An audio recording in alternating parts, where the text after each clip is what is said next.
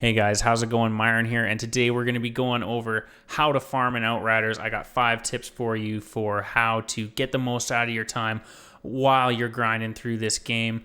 We want to do that for as little amount of time as possible, and I'm going to give you everything you need to know to get through it as fast as you possibly can. Just a reminder, guys, I do stream right here on YouTube every single weekend, so if you guys have any other Outriders questions or you just want to hang out for a little bit, be sure to stop by there. And with that, we'll just get right on into the video. Alright guys, so my first tip for you when it comes to farming legendary items would be to lower the world tier. If you are currently farming for your legendary items on challenge tier 15, I would definitely recommend dropping it. Challenge tier 13 is what felt about right for me. And just remember, the most important thing is to make sure that you're finishing your runs within that gold timer. Even if you're finishing challenge tier 15 runs in silver, you're only going to be getting a 12.5% chance of picking up a legendary item. So just make sure that you're completing your runs within that gold timer and you should be good to go. Alright guys, tip number 2 is going to be about picking the right expedition.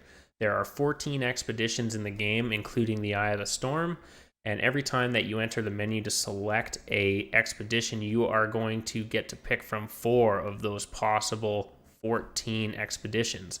Now, some of them are really easy, some of them are really hard, some of them are way longer than others, and some of them are really, really short. So picking the right one is definitely going to have a big impact on how fast you can farm legendary items.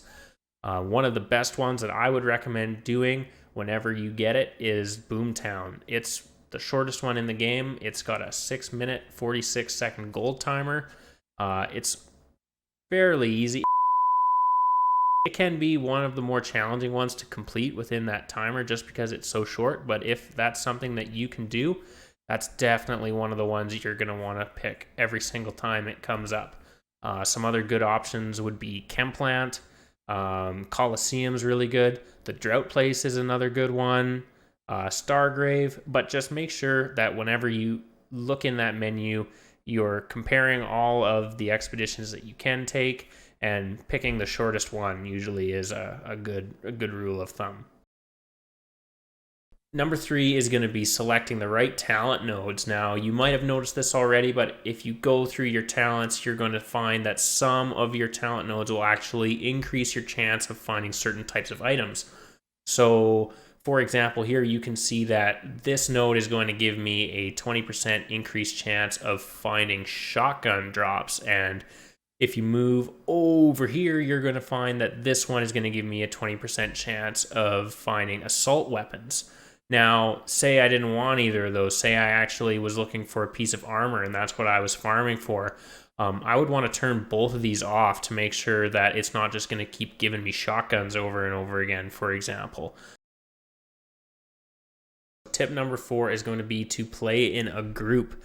Now, I know I've seen quite a few videos saying that it's best to do your farming run solo, but I actually find the opposite to be true. We did a little bit of testing on this ourselves, and we were actually finding not a huge difference between the two of them. We were actually faster in some of our 2-player runs than we were in our single-player runs, and this isn't even to mention the fact that you can be revived when you're playing 2-player. And you can't be in solo, so that's one huge advantage. Plus, it's fun to play with your friends, so play with your friends. Alright, the last thing that I want to talk about is how to farm for your drop pod resources. Now, you're going to want to approach this a little bit differently than how we've been farming for legendary items. Just because the yield of drop pod resources as you go up in challenge tier increases a lot more than your chance of picking up legendary items. So for example, if you were to complete a challenge tier 13 expedition on gold, you are going to be getting 10,000 drop pod resources roughly. And if you do that on challenge tier 15, you're going to be getting 74,000 drop pod resources. So if you're trying to buy a weapon from Tiago or you're trying to upgrade your gear, you definitely want to be doing the highest possible challenge tier that you can accomplish, even if it takes you a little bit longer. So that's all I have. Those are my 5 tips. I hope these have helped you out. And just remember, if you liked the video, please leave it a like. If you loved it, smash that subscribe button. Until next time, happy gaming.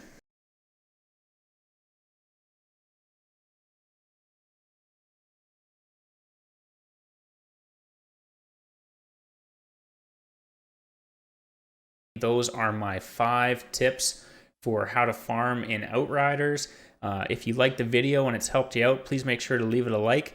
Let me know what you thought about it in the comments down below. And if you're new here, consider subscribing. We do new Outriders content every week and plan on doing it for the next little bit here at least. Just a heads up, I also do stream right here on YouTube every weekend. So if you want to hang out or you want to ask me any questions, feel free to drop in there. But until next time, happy gaming.